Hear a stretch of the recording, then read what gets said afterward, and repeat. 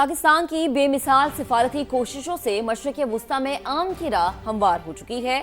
आज दुनिया की नज़रें मशरिक़ वुस्ता पर जमी हुई है, जहां अमेरिका और ईरान के दरमियान एक तारीखी मुआहदे पर दस्तखत होने जा रहे हैं।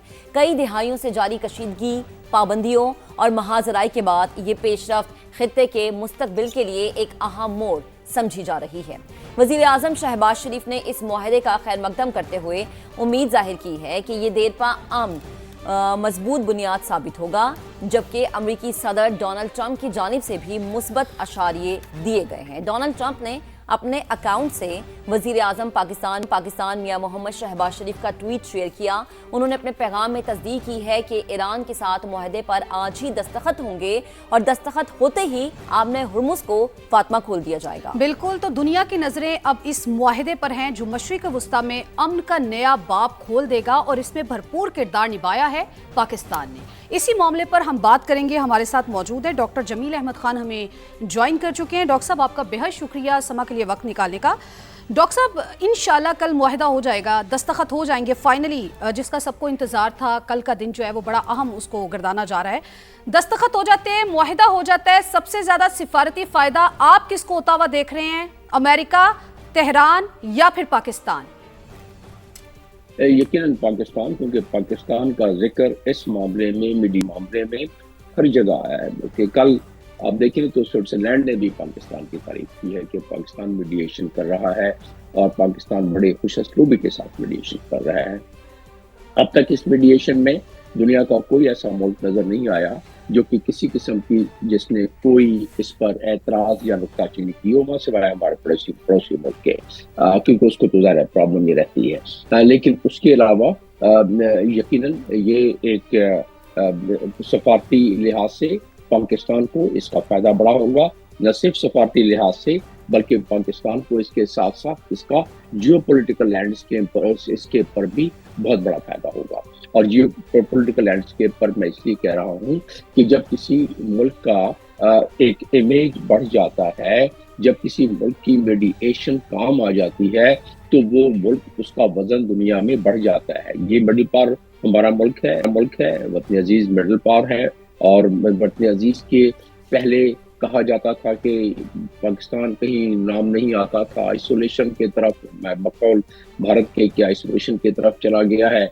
और एक दफ़ा नहीं, कई दर्जनों दफ़ा, सैकड़ों दफ़ा ये कहा जाता था ताकि पाकिस्तान को मजीद धकेला जाए उस तरफ। लेकिन पाकिस्तान ने जिस तरह मार्का हक के बाद कम बैक किया है, असल जो हमारा ब्रेक थ्रू था वो मार्का हक था। मार्का हक में जब दुनिया ने देख लिया कि अपने से इतनी बड़ी कुव्वत यानी भारत, उसको जिस तरीके से पाकिस्तान ने जेरबार किया, जिस तरीके से डिफीट दी, उसके बाद से पाकिस्तान ने स्पॉटलाइट पे आना शुरू हो गया। जब स्पॉटलाइट पे आना शुरू हुआ तो हमारे अकाबरीन ने, खास तौर पर हमारे फौजी अकाबरीन, जिसमें जनरल आसिम मुनीर साहब, फील्ड मार्शल आसिम मुनीर साहब और जिसमें प्राइम मिनिस्टर, उन्होंने अपना कलीदी किरदार अदा करते हुए एक सफर का आगाज किया। ये मीडिएशन वाला ये अपने कांधों पर उठाया। हालांकि देखें कितना कठिन मामला था कि जब कतर में ये मामला चल रहे थे जून से पहले, या जब ओमान में ये मुआहदे चल रहे थे कि मुआहदा होने को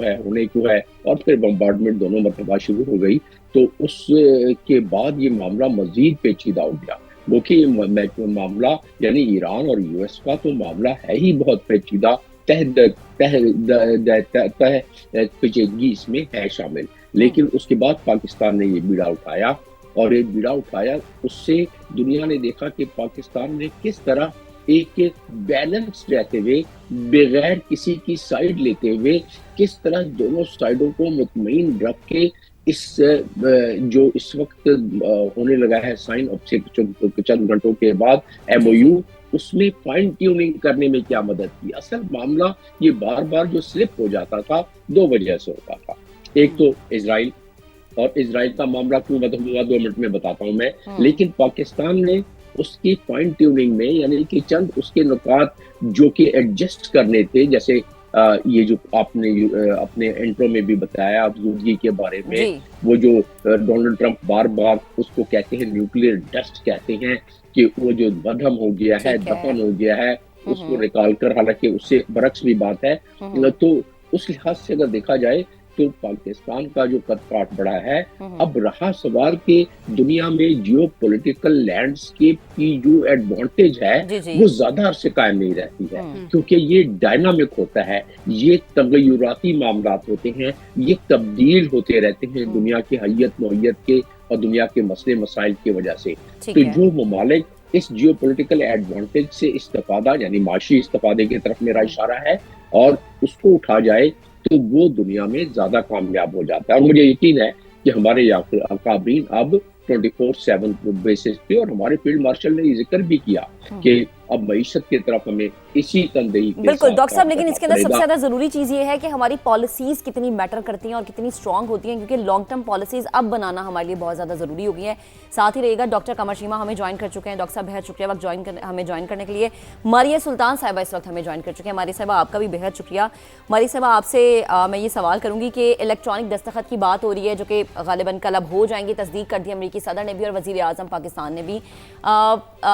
ماضی کو اگر ہم مد نظر رکھیں تو آپ کو کیا لگتا ہے کہ کتنی بڑی سفارتی کامیابی یہ پاکستان کے حصے میں آئی ہے؟ کیونکہ میں نے تو پہلے ماضی میں کبھی اتنی بڑی کامیابی، اتنا بڑا سیٹ اپ جو کہ پاکستان نے سیٹ کیا ہو، ٹیبل ٹاک پاکستان نے سیٹ کی ہو، نہیں دیکھا۔ کیا کامنٹ کریں گی؟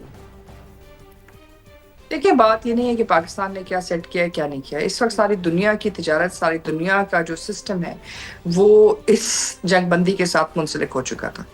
اگر پاکستان یہ جنگ بندی نہ کراتا تو دیکھا کہ اس وقت کوئی وائبل تھرڈ آپشن نہیں موجود تھی۔ آپ کے پاس ہر جگہ پہ کوئی فریق یا ایک فریق کے ساتھ یا دوسرے فریق کے ساتھ مختلف ممالک کھڑے ہوئے تھے۔ اب ایسی صورتحال میں کہ جہاں آپ ایک نئی ساتھ جنگ کی طرف جا رہے تھے، یا ایک ایسی جگہ کہ جہاں مشرق وسطیٰ اور اس تمام جو اس خطے کے علاوہ پوری دنیا کے اندر جو تجارت کا مرکز ہے وہ ہمیشہ کے لیے تہس نہس ہو جاتا، آپ اس طرف جا رہے تھے۔ ایک طرح سے یہ ایک بہت بڑی سفارتی کامیابی ہے امریکہ کے لیے، ایران کے لیے بھی، اور ظاہر ہے پاکستان کے لیے بھی، اور اس کی بنیادی وجہ یہی ہے کہ جو تجارتی مراکز سمندری راہداری سے گزر رہے تھے آپ ان کو واپس کھولنے میں کامیاب ہو گئے۔ دوسرا یہ کہ انہی راہداریوں کے ساتھ جو ایک بہت بڑی راہداری تھی وہ تیل کی راہداری تھی، اور اس تیل کی راہداری میں جو امریکن ڈالر کی سالمیت اور اس کے ساتھ ساتھ بین الاقوامی تجارت میں اس کا جو حجم ہے اس کو محفوظ کرنے کے لیے بہت ضروری تھا کہ ایران کو امریکہ جو ہے ساتھ واپس لے کے آتا۔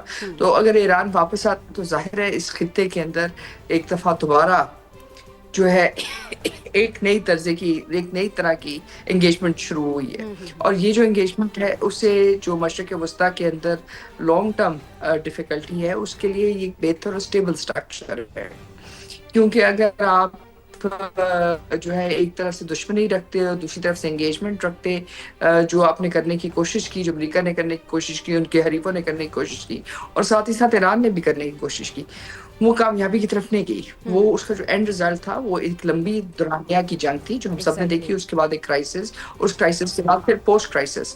سو ایسی سچویشن کے اندر جہاں ورلڈ اکنامک آرڈر، ورلڈ آپ کہہ سکتے ہیں ایکسیس ٹو گلوبل کامنس، یہ تمام چیزیں جو ہے زیر بحث بھی تھیں اور ان کا مستقبل ان کے ساتھ لنکڈ تھا۔ تو ایسی صورتحال میں اس کی جنگ بندی بہت ضروری تھی، اور ساتھ ہی ساتھ ایک ایسا فریم ورک جہاں ہر کسی کے پاس کوئی ون ہو۔ جس پہ بات چیت نہیں ہو رہی وہ یہ ہے کہ اس وقت تیل کی بات ہو رہی ہے، اس وقت معدنیات کی بات ہو رہی ہے، بین الاقوامی تجارت کی بات ہے، لیکن جو مستقبل کی تجارت ہے وہ آپ کی انٹرنیٹ کے ساتھ منسلک ہے۔ تو ایک لحاظ سے اس کی جو اسٹیبلٹی، ای کامرس کی اسٹیبلٹی، وہ سارا سب کچھ اس بات سے منسلک تھا کہ ایران اور امریکہ کے درمیان جنگ بندی ہو، اسٹریٹ آف ہارمز کھلے، اور اسٹریٹ آف ہارمز کے ساتھ ساتھ باب المندب جو ہے وہ ایک طرح سے کمرشلی وائبل ہو۔ کھل ضرور رہی تھی لیکن اسٹیٹ آف ہارمز کی جو کمرشل وائبلٹی ہے اس پہ ایک بہت بڑا ڈینٹ پڑا ہے۔ تو یہ جو فریم ورک ہے ظاہر ہے اتنا آسان نہیں ہے، اور اس فریم ورک کے بعد بھی بہت ساری طویل مذاکراتی عمل جاری رہیں گے، جہاں جو واضح ایگریمنٹ ہے مختلف شقوں میں اس کو طے بھی کیا جائے گا، اور کچھ جگہ پہ مشکلات ہوئیں گی، کچھ جگہ پہ تیزی سے ہوگا، لیکن ایک بات طے ہے کہ اس سے کم از کم جنگ بندی جو ہے پرماننٹ ہے، اور فریم ورک جو ہے وہ ایک طرح سے دنیا کے سامنے آئے گا۔